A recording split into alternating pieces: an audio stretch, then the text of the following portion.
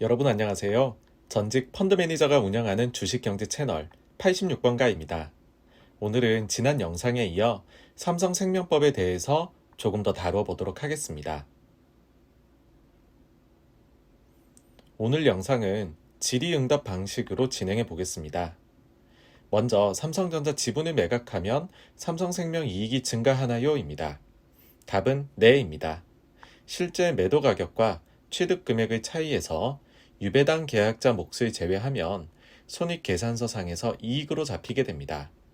가령 오늘 종가인 56,400원으로 매도한다고 가정해 보겠습니다.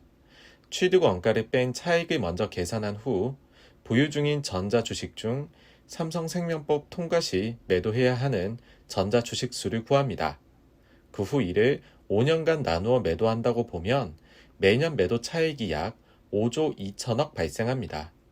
하지만 이 금액이 모두 생명의 몫은 아닙니다. 지금은 보험사가 보험금을 운용해 생긴 이익을 고객에게 돌려주지 않는 무배당 계약이 대부분이지만 과거에는 이를 고객과 나누는 유배당 계약이 대세였습니다. 현재 생명의 경우 전체 보험에서 약 30%가량이 유배당 관련인 것으로 알려져 있습니다. 따라서 발생한 이익의 30%를 유배당 계약자와 나눠야 하는데 유배당 계약 관련 결손은 반대로 생명이 보존을 받습니다. 이 부분이 어려우실 텐데요. 결과에만 집중하시면 쉽습니다. 저도 정확하게 계산해 보려 노력을 많이 해봤는데 사실 회사에서도 정확히 이야기를 안 해주고 고려해야 할 변수가 꽤 많습니다.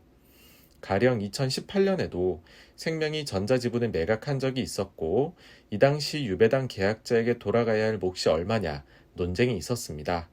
결과는 허무하게도 안 돌아갔습니다. 생각보다 저금리가 심화되면서 결손으로 상계된 금액이 그만큼 컸던 것이겠지요.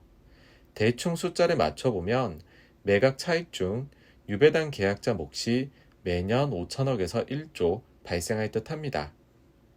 여기서 세금을 제외하고 보면 대략 매년 3조에서 3조 4천억의 추가 지배주주 순이익이 발생합니다. 생명의 지난해 지배주주 순이익이 약 1조였음을 감안하면 엄청난 증가입니다. 이를 더해서 PER을 계산해 보면 12배였던 PER이 3배 아래로 떨어지게 됩니다. 사실 이는 일회성 이익으로 볼 수 있기에 투자자들은 그래서 일회성을 제외한 생명의 기초 이익 체력은 얼마야? 라고 물을지 모릅니다. 이 경우 조금 약점이 생기게 됩니다. 왜냐하면 전자를 팔고 새로 좋은 자산을 사야 투자 수익률이 유지될 수 있기 때문입니다. 전자가 2% 중반의 배당 수익률을 안겨다 주고 있는 상황에서 지난 상반기 생명의 원화채권 신규 투자 이원은 1.6%에 불과합니다. 투자 수익률 측면에서 악화가 예상되므로 기초 이익 체력은 떨어질 가능성이 높습니다.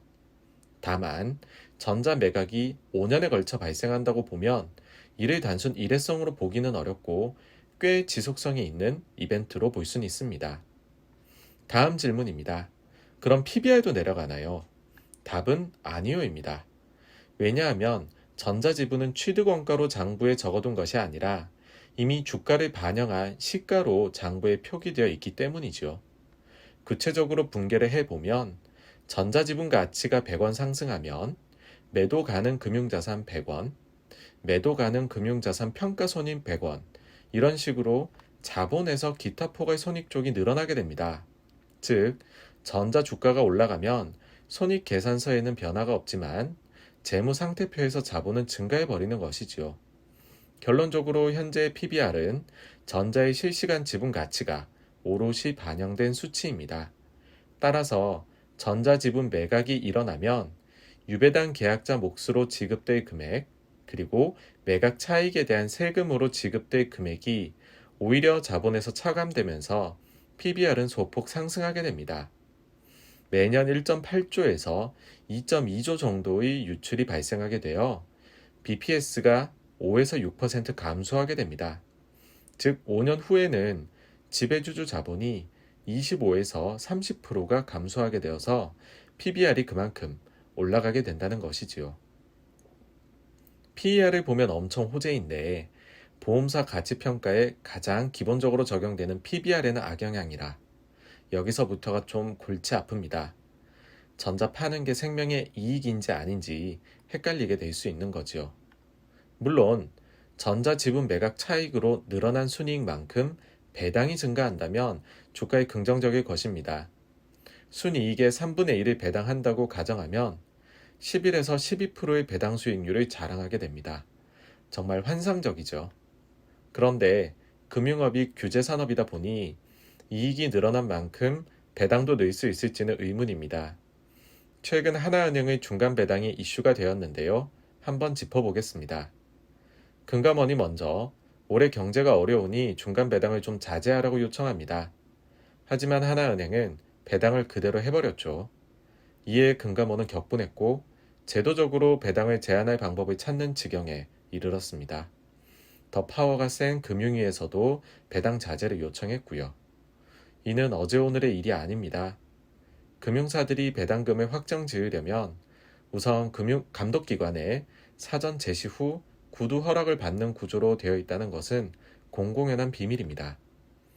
특히나 보험의 경우 부채의 시가평가가 적용되는 신회계제도의 도입을 앞두고 있습니다. RBC 측면에서 부담이 있기 때문에 최대한 돈을 쟁여두기를 감독기관은 원하고 있습니다.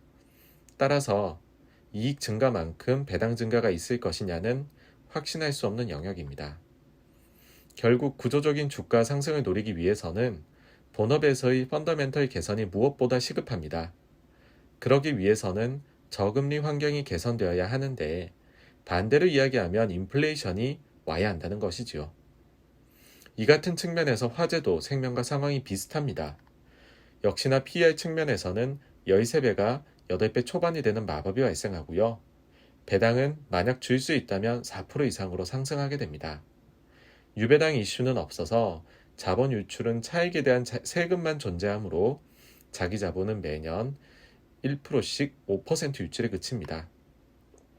전반적으로 미치는 영향이 생명보다 적어서 기왕지사 이벤트를 노리고 매매한다면 매력이 좀 떨어지긴 합니다.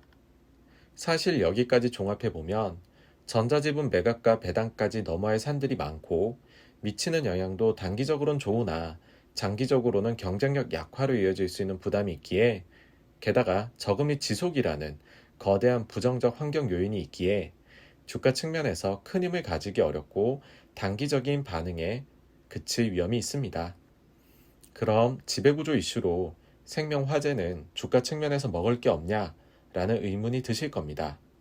현재 가능성이 낮아지긴 했지만 만약 중간 금융지주가 도입된다면 가치평가가 완전히 달라지긴 합니다. 중간 금융지주 도입이 생명에 얼마나 긍정적 영향을 미치는지, 나아가 삼성그룹에 얼마나 큰 축복이 될 수 있는지는 다음 편에서 이야기 드리도록 하겠습니다. 감사합니다.